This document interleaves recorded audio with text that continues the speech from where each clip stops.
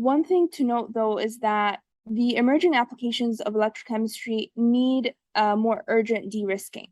And so that's the applications that include electrolyzers to produce hydrogen and batteries and fuel cells to support infrastructure that is clean or mobility that is cleaner. Welcome to Cleantech Forward, a Foresight podcast where we explore clean tech customers, capital, and Canada's path to net zero. Tune in to learn more about Canada's most exciting clean tech startups, industry success stories, investor insights, and academic initiatives as we accelerate the growth and impact of clean tech together. Welcome to Cleantech Forward. I'm Jeanette Jackson, CEO of Foresight Canada. Today, I'm speaking with Mariam Awara, the COO of Pulsenics. Mariam and I discuss how Pulsenics is decarbonizing electrochemical processes across various industries, how she developed an interest in sustainability at an early age, and how Canadian accelerators have shaped her career. This Cleantech Forward podcast is supported by Gowling WLG. A global leader in intellectual property law, Gowling WLG works alongside Canadian cleantech companies to develop IP strategies that maximize business opportunities and increase market share while protecting valuable innovation. From idea to investment to international expansion, Gowling WLG understands the potential of your intellectual property at every stage of growth. Visit gowlingwlg.com/cleantech to learn how they can support your business today. Mariam, welcome to Cleantech Forward. Thank you so much, Jeanette. So look, before we dive in, I'd love to learn a little bit more about you. How did you get into starting your own clean tech company?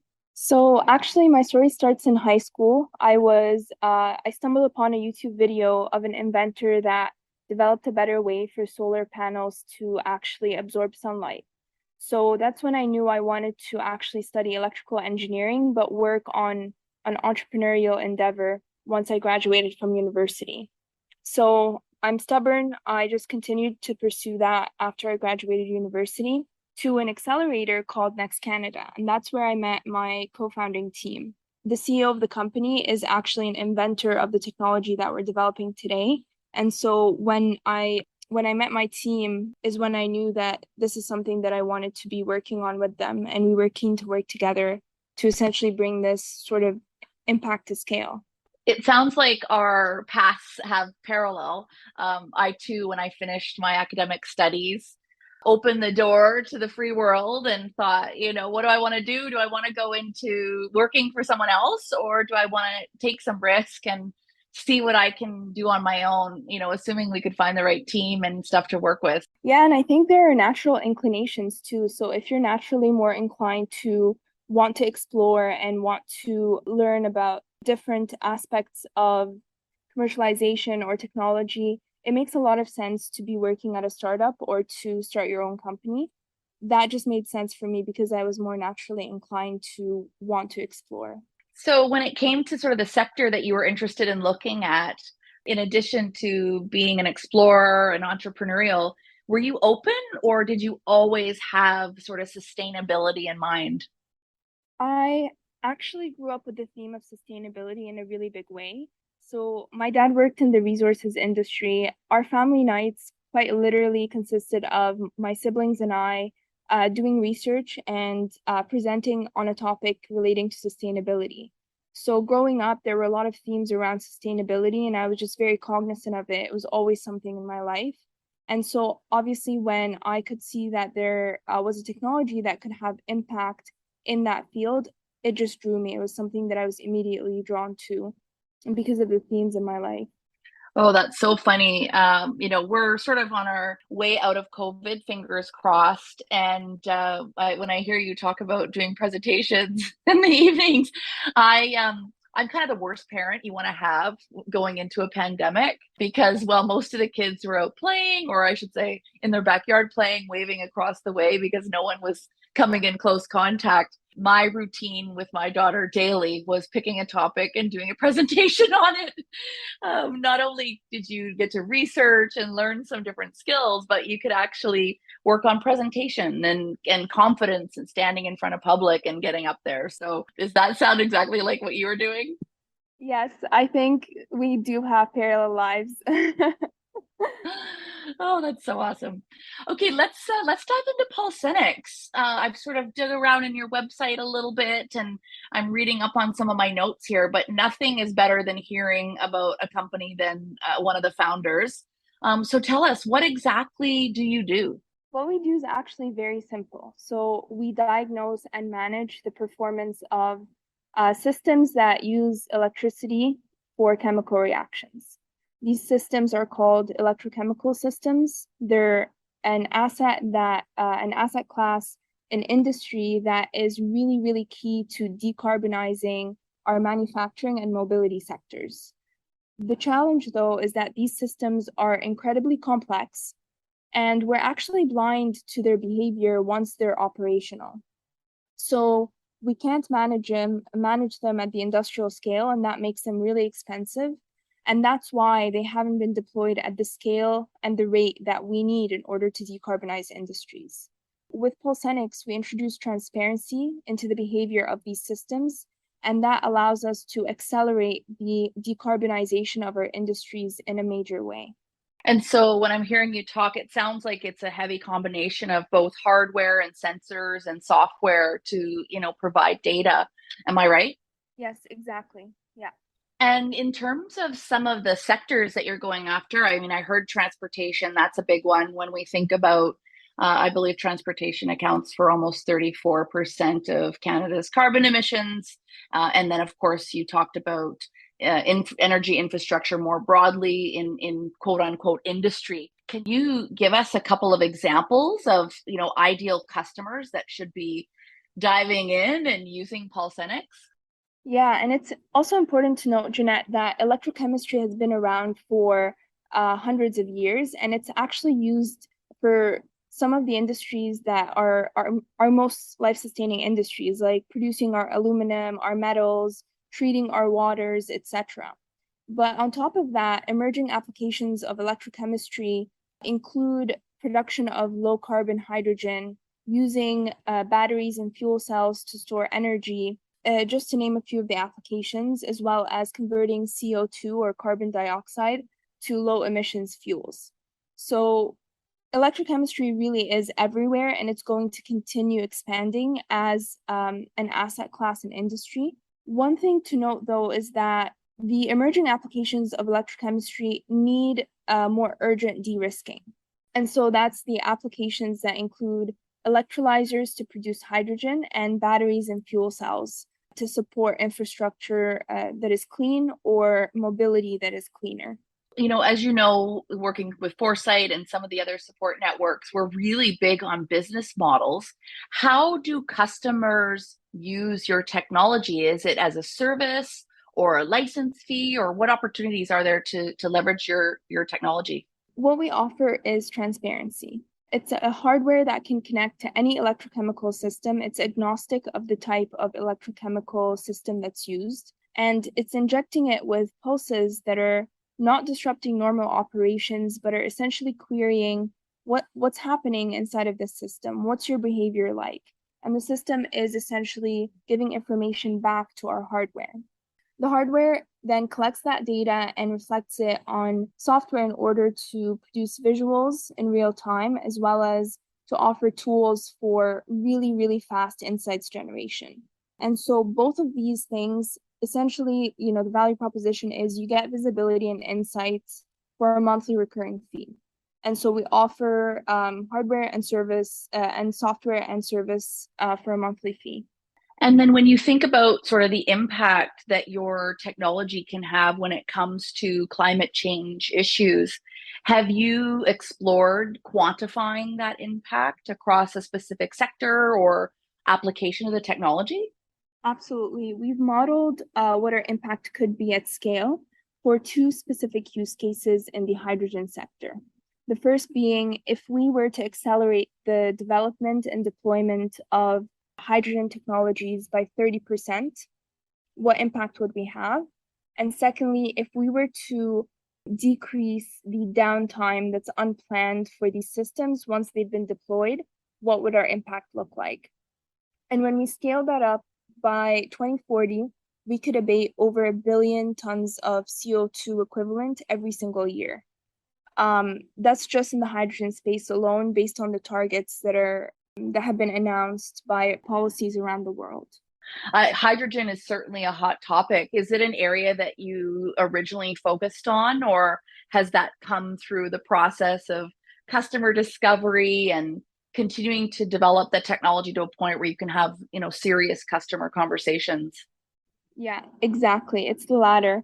You hit it right on the head. We started with water treatment, so treating water using electrochemistry.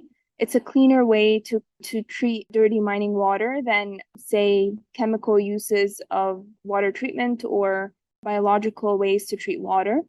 But we were developing systems that would treat water and using our technology to optimize for that system. We started to actually get inbound requests from our competitors at the time, asking us to sell them the core technology that improves the efficiency of our own systems when we were deploying them. And that's when we realized visibility on its own could be a value proposition that could be incredibly meaningful for a certain market, which is manufacturers of these types of systems. So we pivoted end of 2019, and now we're focused on applications in hydrogen, just because it requires the most urgent de-risking and upscaling in a period of time we never really, as a humanity, have endeavored to scale up for entire industries. I do find it's interesting that, you go embark on a journey to develop a technology and solve a problem. And even through that process and developing the tools you need to succeed, you can develop an even stronger value proposition for a larger audience. And I think what an incredible opportunity for you and your team to come across that. Yeah, and I think, Jeanette, it also adds empathy to the entire process of market discovery, because we ourselves were developing the systems and we had the same challenges as who we currently work with now. So as a result, we actually really understand the challenges that our clients would be going through and how our technology could actually create an impact, because we went through it ourselves for 2 years. So let's dive into the company itself. No startup is easy. It takes a lot of commitment, sacrifice, happy tears, sad tears. How has the journey been for you over the last few years, and what kind of barriers have you encountered while building Pulsenics? Quite a few. I would say, we pivoted during COVID, actually. So we were essentially stuck, 3 of us in a small room in downtown Toronto, heads down, trying to understand the market, trying to develop and mature the technology, trying to find manufacturers, and we could not go anywhere in order to do so. We could not meet people, and so on. So the challenges really were associated with how do you de-risk some of the biggest risks that you have in the first 2 years of operation? And a lot of these risks are associated with, do you have the right product market fit? Do you have a right understanding of your value proposition? Do you have a right picture of the willingness to pay? But then also, once you do have these things, how do you execute in the fastest way possible so that you can get to market faster? Accelerators were a big part of how we actually developed the ecosystems and the resources and the mentorship that allowed us to get over a lot of these hurdles. And we can talk a little bit about some of the accelerators we've gone through and how they've helped us. But accelerators are one of those resources that have been really helpful, especially during the pandemic. I'd love to dig into some of that.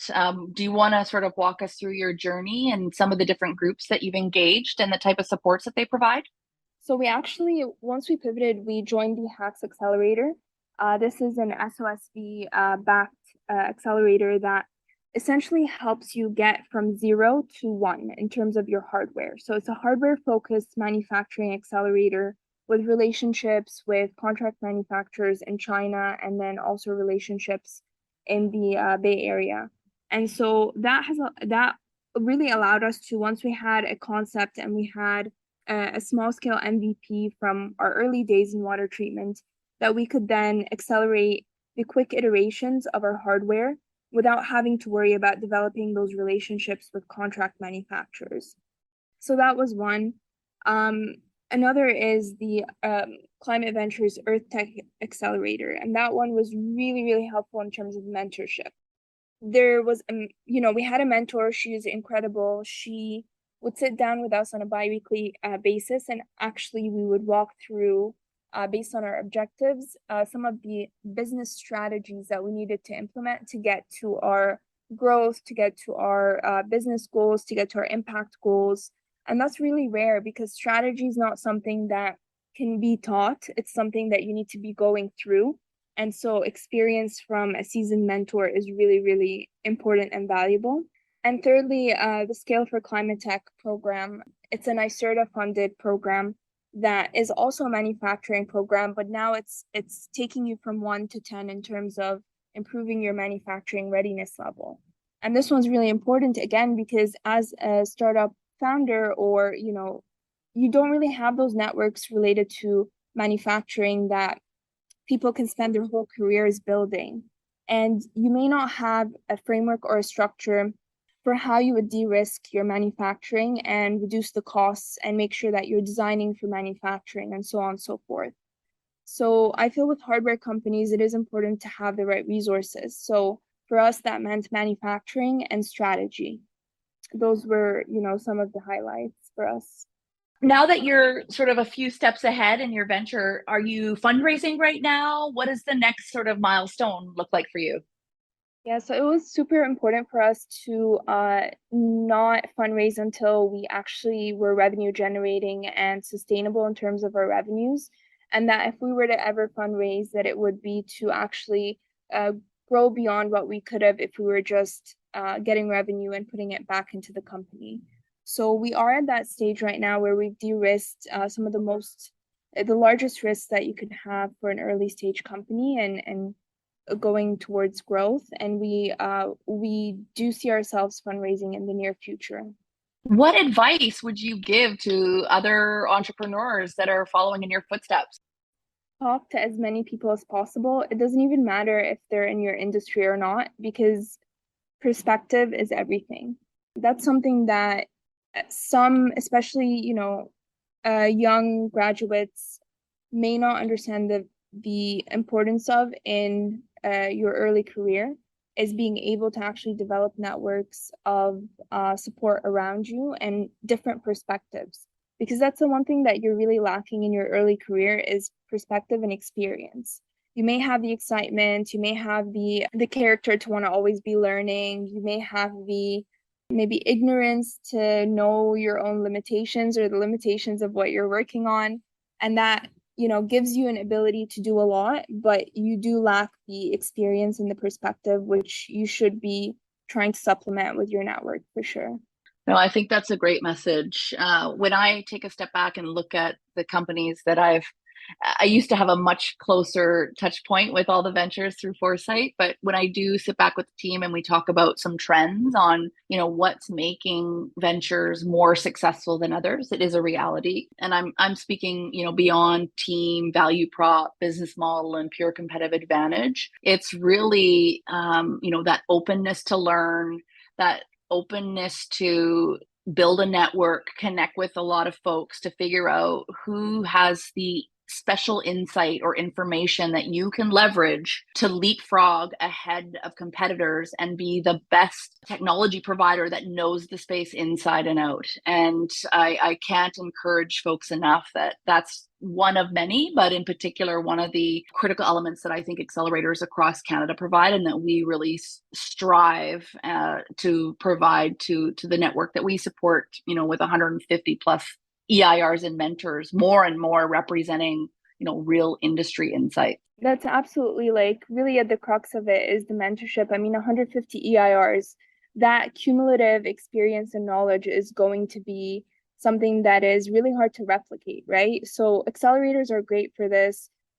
Communities and networks, the work that Foresight is doing is incredible for especially early stage founders or, first time founders, second time founders. or founders in emerging markets like climate tech. So yeah, I definitely agree with that, Jeanette. Before we close off, is there anything else you would like to add and share with the Cleantech Forward podcast community? Just thank you for your time, and I am absolutely available to answer any questions if I could be of help in any way, shape, or form. Mariam, thank you so much, and we look forward to connecting with you soon. Take care. Bye. Thanks for listening. Don't forget to subscribe to the Cleantech Forward podcast and to share this episode with your friends and colleagues. Cleantech Forward will be back next time with our panel of expert cleantech investors who will hear pitches from some of Canada's amazing innovators. See you there. To learn more about Foresight's programs, events, and more, visit us at foresightcac.com or follow us on social at Foresight CAC.